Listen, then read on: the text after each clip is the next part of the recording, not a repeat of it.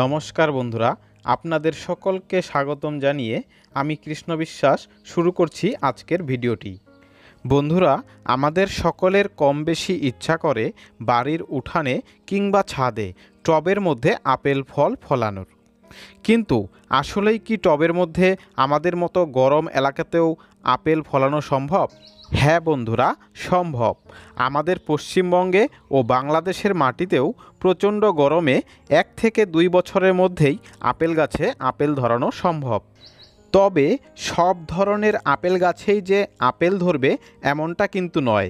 কিছু কিছু আপেলের জাত আছে, কেবলমাত্র সেই জাতগুলিকেই আমাদের মতো গরম ওয়েদারের মধ্যে ফলানো সম্ভব।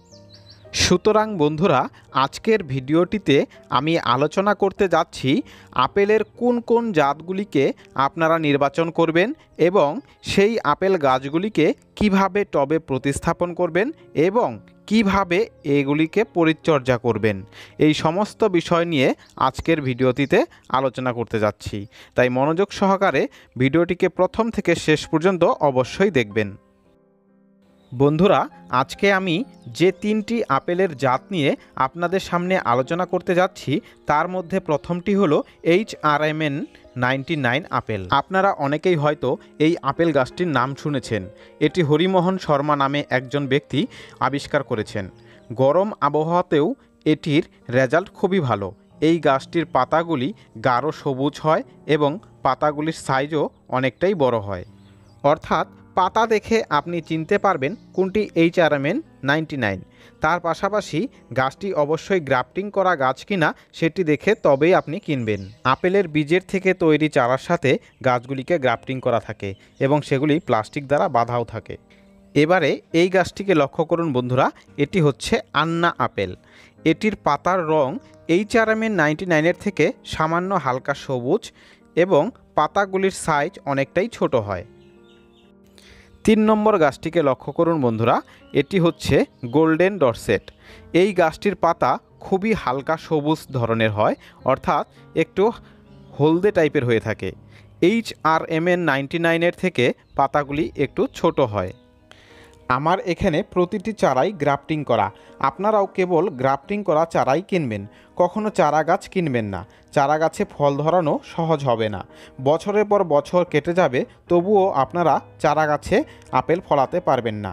তাই চেষ্টা করবেন কোনো বিশ্বাসযোগ্য নার্সারি থেকে আপেলের চারা কেনার। আপেলের গ্রাফটিং করা অংশটির প্লাস্টিক খুবই শক্ত টাইট হয়ে গেছে, এর ফলে ডালগুলি কেটেও যেতে পারে। তাই এই শক্ত বাঁধনটিকে কেটে আমি হালকা করে বেঁধে দেব, যাতে করে গাছটির জোড়া অংশ ভালোভাবে মোটা হতে পারে এবং গ্রাফটিং করা অংশটি যাতে ভালোভাবে জোড়া লেগে যেতে পারে।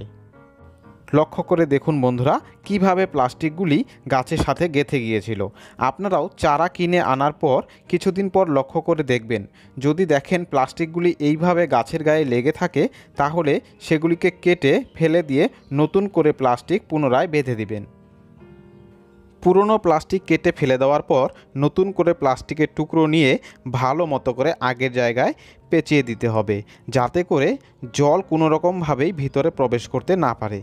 আরও কিছুদিন যাবার পর যখন জোড়াটি একদম শক্তভাবে লেগে যাবে, তখন আমি সম্পূর্ণ প্লাস্টিক খুলে দেব। পরবর্তী সময়ে আর প্লাস্টিক পেঁচানোর প্রয়োজন হবে না।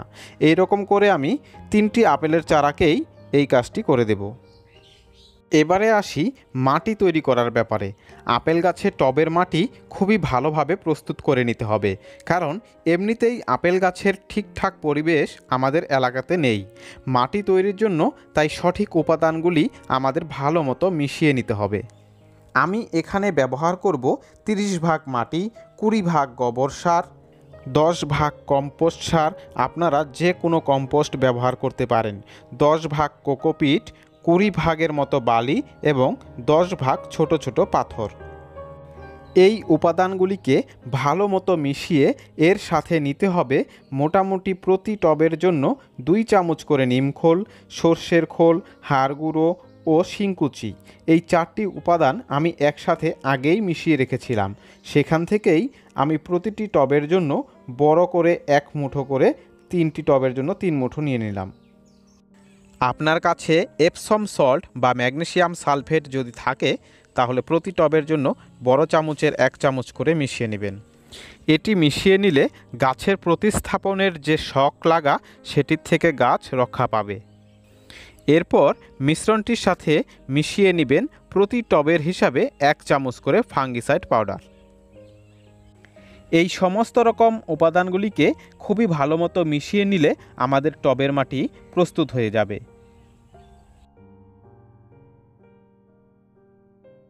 আপেল গাছ টবে প্রতিস্থাপন করার আগে সঠিক টব নির্বাচন করে নিতে হবে।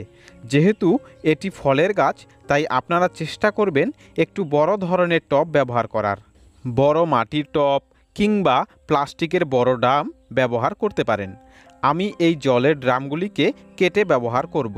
25 লিটারের এই ড্রামগুলি কাটবো। কেটে নেওয়ার পর আমার টবগুলি মোটামুটি 15 লিটারের মতো হয়ে যাবে। 1-2 বছর পর গাছগুলি খুবই বড় হয়ে গেলে আরও বড় টবে পরবর্তী সময়ে প্রতিস্থাপন করে দেব। ড্রামগুলির নিচের দিকে আমি যে ছিদ্রগুলি করে নিয়েছিলাম তার উপর ছোট ছোট পাথর বসিয়ে কিছু পরিমাণ বালি দিয়ে ঢেকে দেব। এতে করে টবের অতিরিক্ত জল ভালো মতো করে বাইরে বেরিয়ে আসতে পারবে। আপনারাও যে টবগুলি ব্যবহার করবেন তাতে জল নিষ্কাশন ব্যবস্থা ভালো মতো করে নেবেন। আপেল গাছের গোড়ায় জল যেন জমতে না পারে।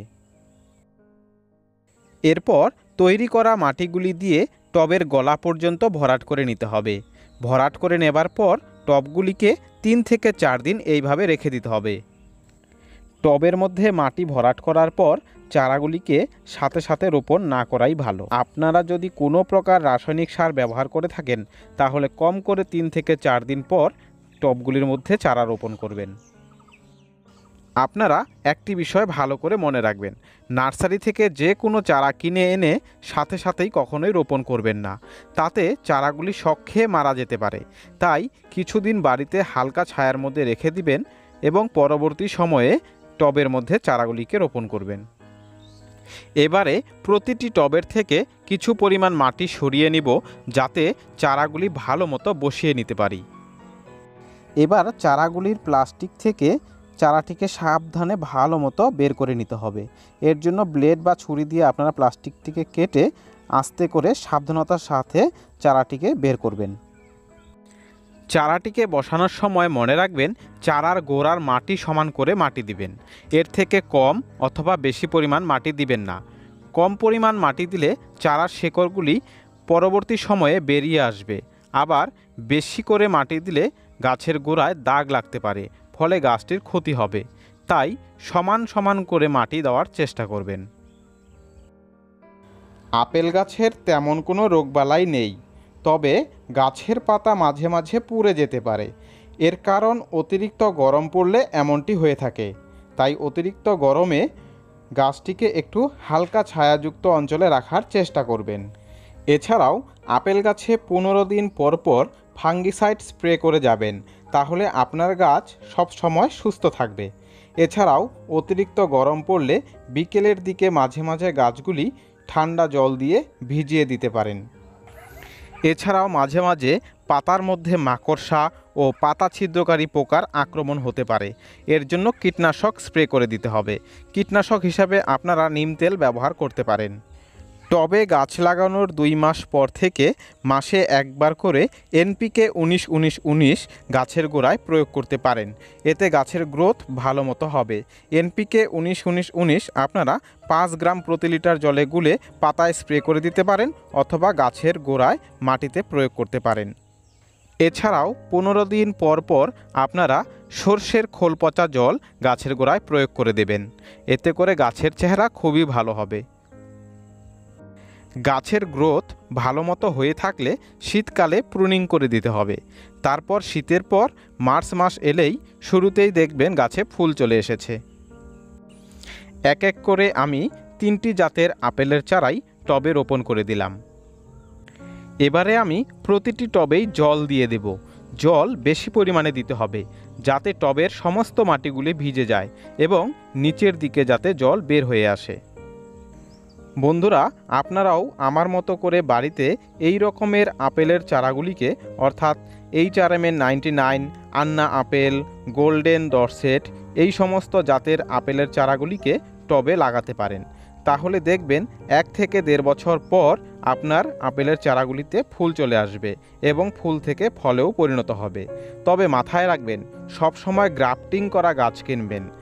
সিডলিং করা গাছ অর্থাৎ চারার থেকে তৈরি করা গাছ কখনোই কিনবেন না। আশা করি ভিডিওটি আপনাদের ভালো লেগেছে। কোনো বিষয়ে প্রশ্ন থাকলে কমেন্ট বক্সে গিয়ে প্রশ্ন করবেন, আমি আমার সাধ্যমতো আপনাদের সমস্ত প্রশ্নের জবাব দেব। এর পাশাপাশি বলে রাখি, যে সমস্ত বন্ধুরা আমার চ্যানেলটিকে এখনও সাবস্ক্রাইব করেননি অতি শীঘ্রই চ্যানেলটিকে সাবস্ক্রাইব করে ফেলুন। তার পাশাপাশি অল নোটিফিকেশন অন করে রাখুন, যাতে করে সময় মতো সমস্ত ভিডিও আপনার কাছে পৌঁছে যেতে পারে। আজকের মতো তাহলে এই পর্যন্তই বন্ধুরা, দেখা হবে পরবর্তী ভিডিওতে। ভালো থাকবেন, সুস্থ থাকবেন, নমস্কার।